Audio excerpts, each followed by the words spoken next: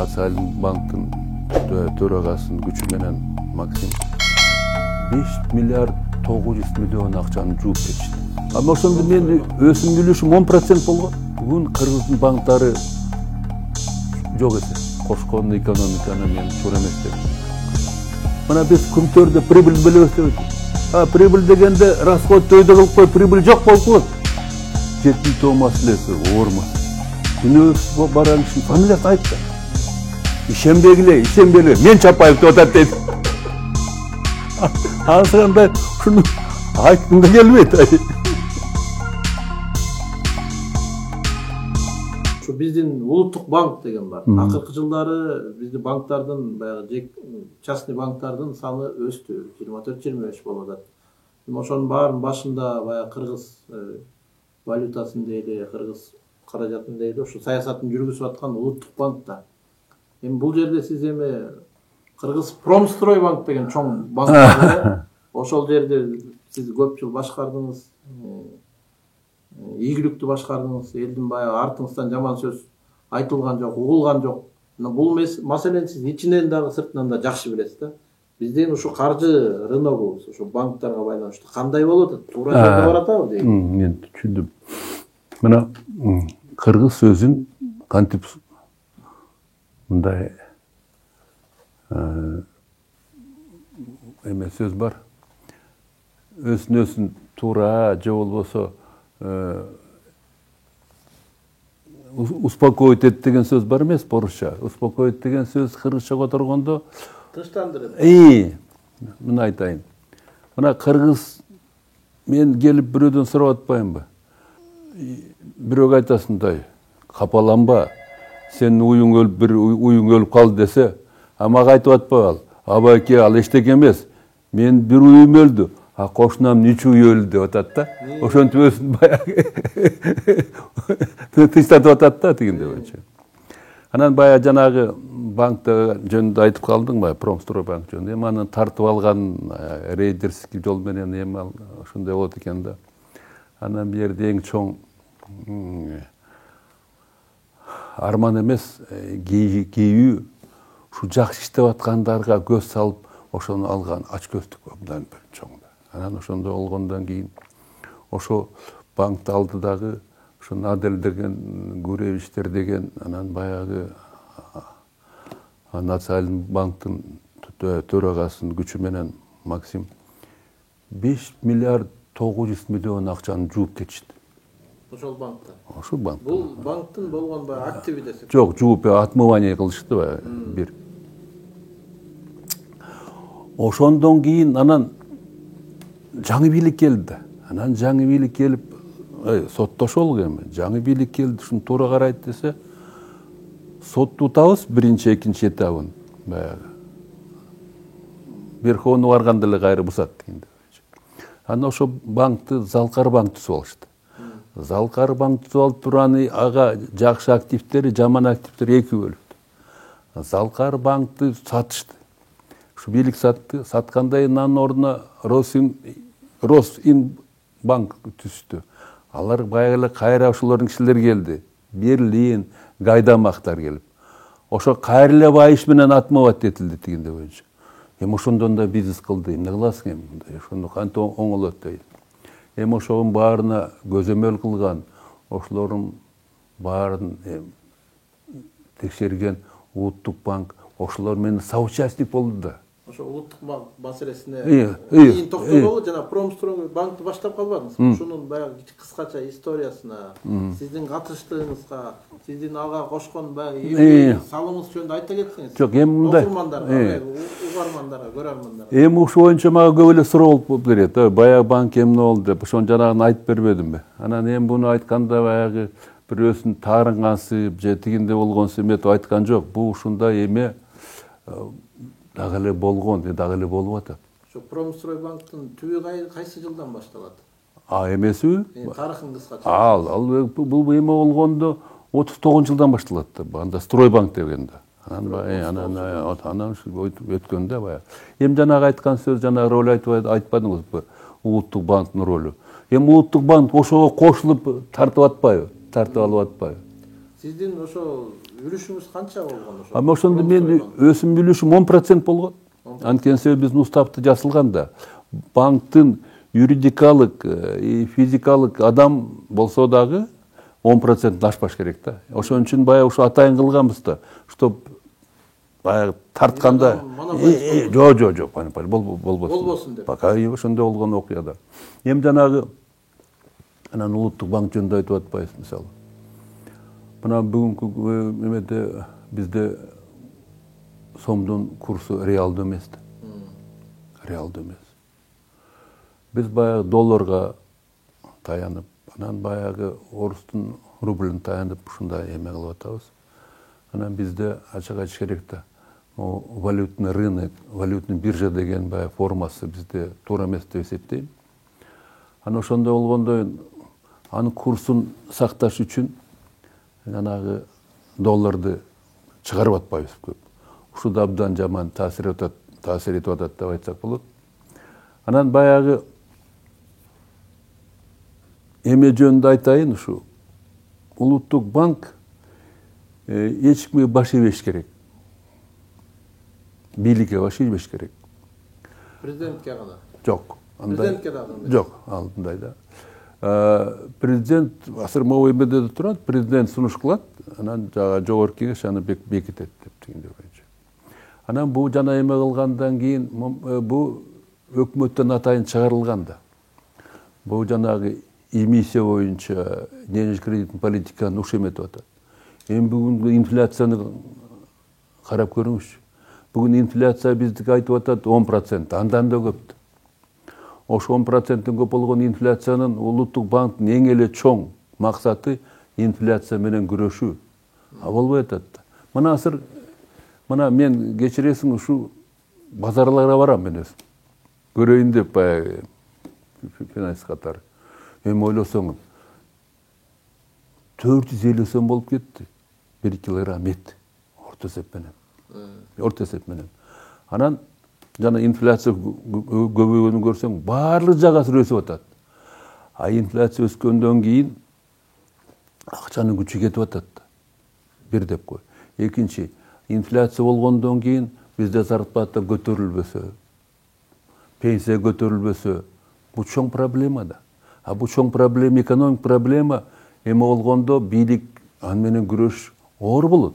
Ошо улуттук банк ошо инфляция маселеси менен күрөшө албай атат. Күрөшө албай атат. Так аткара албай атат. Так аткара атат. Эң чоң маселе ушул болуп атат да ошо. Анын эң эле чоң максаты инфляция менен күрөшүү. Эң эле чоң максаты. Ал жана өзүнүн законунда да турат ушу боюнча. Бүгүн Кыргыздын банктары жок эсе. Бүгүнкү Кыргызстанда эметкен банктын 80% баягы чоң капиталда. Казактын банкы бар, башка банктар. Бул туура эмес. Бул жанагы 24 банкты айтып атат. Туура эмес. Анткени себеби мындай болуп атпайбы? Мына биз эч кимди кийирбей өзүбүздүн улуттук баягы банк тармагында болот деп жакшы иштеп көрсөттүк да. Ушундай иштесе болот деп. Алга жакпайт, аларга жакпайт. Аны сатыш керек, аны эме кылыш керек деген ушундай көп болуп атпайбы? Маселе көп бу жерде. Эми бул налогтун чогулганы бул эки түрү бар да. Бул таможенный налог. Анан налог, мамлекеттик налогдор. Эми ошондо болгондо, таможня жөнүндө айтсак эми аны билесиң. Таможняны оңобосок, мисалы менин оюмча, таможнянын эмес налогдору түшпөй турганын бир 30% түшкөн жок. Мындай эле айтканда. Жанагы көмүскө экономика деп атпайбыз 50%. Ошондон түшпөгөн налогдун эмеси андан да көп. Ушуну кандай кылып эметиш керек? Бюджетке түшүш керек. Налогдор өйдө болбош керек да, чоң. Мисалы, налог, жөнөкөй эле налог. Мына мен төлөгөн налог, подоход налог дейли. Социальный налог, соцстрах налог. Экөөнү кошкондо 37% болуп атат. Сен 1 сом тапсаң 37 тыйынды беришиң керек болот го. Кандай? Анан ошондон анти көмүскө өтөт да. Жанагы эме менен баягы конверт менен бермей, андай мегенде. Таможняны эметкенден кийин асыр мына эме кылып атпадыбы?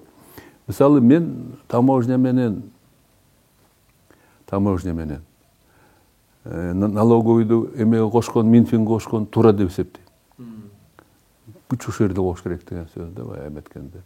Бирок Министерство экономики, финансы эметкенде экономиканы эметкенде башка да тармагы. Ушуну мисалы кошкон экономиканы мен туура эмес деп көрөм. А Минфинге жана кошкону таможня менен эмени туура деп. Анан соцфондду баягы эметкенде болобу деген сөз болуп турат да, баягы кайга кошконго дегенде. Мунда эле караса болот. Мына мен өзүм финанс тармагында иштедим. Баягы Московский институт народного хозяйства имени Плеханованы бүтүп келгенде, Георгий Валентинович Плеханов атындагы. Анда финорганда кемин иштеп калдым. Анда бир финорганда госдоход бир эле финорганда болчу. Бюджет бир эле финорганда болчу. Соцфонд бир эле фондо болчу. Ошол иштеп билме калган. Момда чачып кеттик баарын дегенде боюнча. Анан айтып атпайсың жанагы, сен туура суроо бердиң. Ой, кыскартып эле коюп, элдин саны кандай болуп калды дейт. Ал табат булар. Жумуш табат.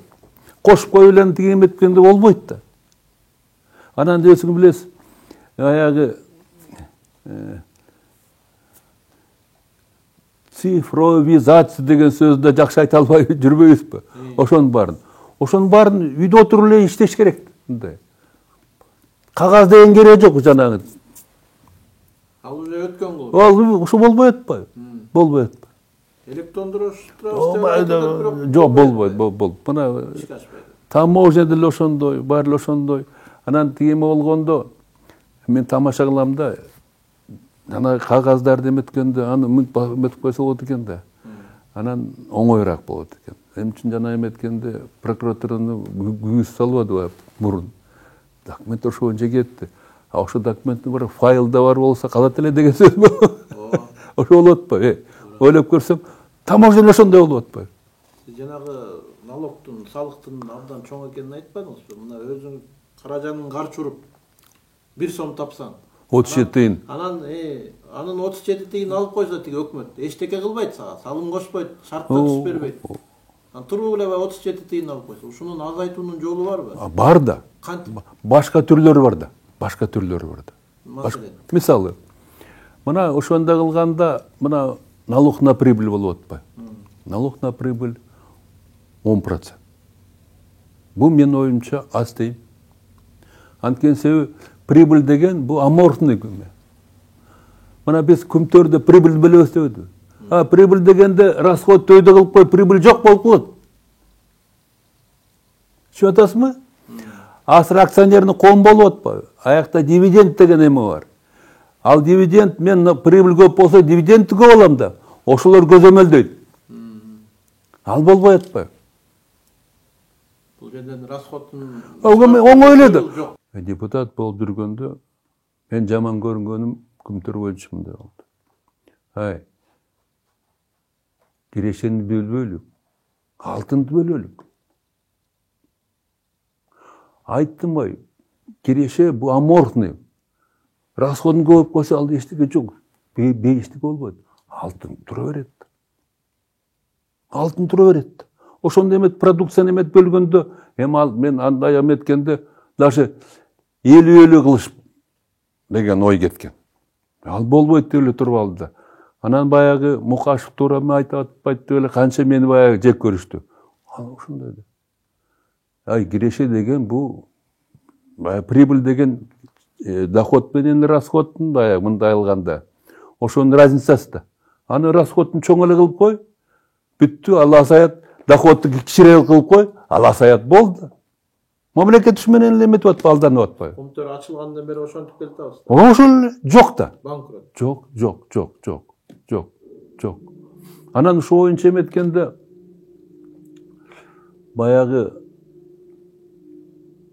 мисалы ошого чейин бардык да, ойлосоң, кандай бизде эме жок. мына Чаткал, мына могу таластагы эмелерде ошол жерден руда деп коет жанагы. Машинаны алып казактар алып кетип атпады. Мед бар ичинде, олоо бар ичинде, алтын да бар да. Эми ошо болобу дегенде. Анан мен кээде ойлойм да, ушу жана эми үчүн Кытайлар жол салабыз деп атат. Мен ага макулмун. Ал жол салганды эми үчүн жанагы эменин жанагы Калеяны Кытайдыкындай кылабыз деп атат. Эми ошондо мен ой кетет да, ошо келгенде именно ошолорго келип жанагы эмени алып кеткенге дейм да. Руданы өсүн. Кандай деп ойлойсуң дегенде. Анан азыр жанагы жетим тоо маселеси оор маселе. Сиздин көз карашыңыз кандай? Жок, оор маселе. Оор маселе. Муну жанагы аны менен ойнош болбойт. Ой, мен такай айтам да, мына бу Африка мамлекеттери. Бу илгертен келаткан эле ушу системада алмазды ошентип алып кетишти алар. Алтынды алып кетти, уранды алып кетти. Бу баардыгы ушундай эле сөз. Анан эгерде биз карызды төлөй албай алсак, анан алар айтат да, беркилерди бергиле дейт. Ушундай эле болот. Бу чоң муну менен ойнош болбойт. Ал оор маселе. Оор маселе деп атпайсызбы? Бул аябай эме да, мындай татаал чечиш. Бирок бир жолун табышыбыз керек да. Качыш керек же качпаш керек деген. Жок, мындай да. Экология бузулат деп каршы чыгып атат. Туура. Мына могу ошого бир эле эме кылайын, сага мисал келтирейин. Элдин күчү. Мына былтыр жайдын башында, күздүн аягында, күздүн башында уран боюнча кандай эл көтөрүлдү. Туура көтөрүлдү. Эми ушу уранды именно көл жактан алабыз деп атат жанагындай. Айланайын, эми деген бу акмакчылык да. Тиги маселе ушундай болот. Аны эми үчүн буларды алыш керек, именно чет мамлекеттин эмелери, шылуундар алыш керек. Эми үчүн алышуулар алыш керек. Эми үчүн ошо эмне, ошо биздин ошолор алгандан бизге пайда түшпөсө, эми үчүн ошо эмечиш керек. Ал убакыт келет. Келгенде өзүбүз өсөрбүз. Өзүбүздүн специалисттер болор ошону өзүлөр кылганга. Эми үчүн ошого эметебиз дейм да. Азыр Тоготер жерин айтканда деңгээлибиз дагы жете элек, убактыбыз да келе элек. Конечно. Ошондой. Анан кийин бу жерде баягы жана кеңеш спикерлер кеңеши болуп сүйлөшүп отуруп, мына могу мындай жаман ой кетпесин дейм да. Согуш башталбады. Ошондо бияка канча эвакуация болду. Өнөр жайлар. Завод Ленин, завод Физприборов, Сельмаш заводдор баары келди. Эл келди. Ушу өнүккөнгө кандай таасир этти? Согуш болбосун, бирок ошондо кайсы институттар гана которулган жок. Мына мед институт которулду. Каяктан келди? Кандай профессорлор келди? Искусствонун адамдарычы канча келди? Музыканттар, бар эмелер. Ушу көтөрүлдү. Бу ошондо бескорыстный болгон эмелер болгондо. Мисалы момунда келип азыр жанагы шылуундар деген сөз айтпадым. Ошондой эле болот дегенде.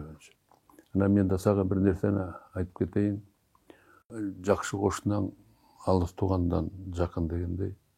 Өзбекстан менен, Тажикстан менен, Казакстан менен, Кытай менен жакшы болушубуз керек. Бу жерде эң эле мен нааразымын. Мына Путин болобу, Кытайдын жетекчилери болобу, Казактын жетекчилери болобу, булар эң баштаганда тышкы чегаранын баарын чечип алды алар. Биз дагы эле эметип атабыз. 10 маселе жылдыр болгон. Коркунучтуу маселе. Анан бир сөз, туура эмес кылган сөз абдан жаман болуп калды. Анткени бүгүн интернет, YouTube, мына көрдүңүзбү? Мына бүгүн тажиктер баягы канал боюнча 4 суу сактоо боюнча официалдуу түрдө жакшылайт. Бул маселе чечилди.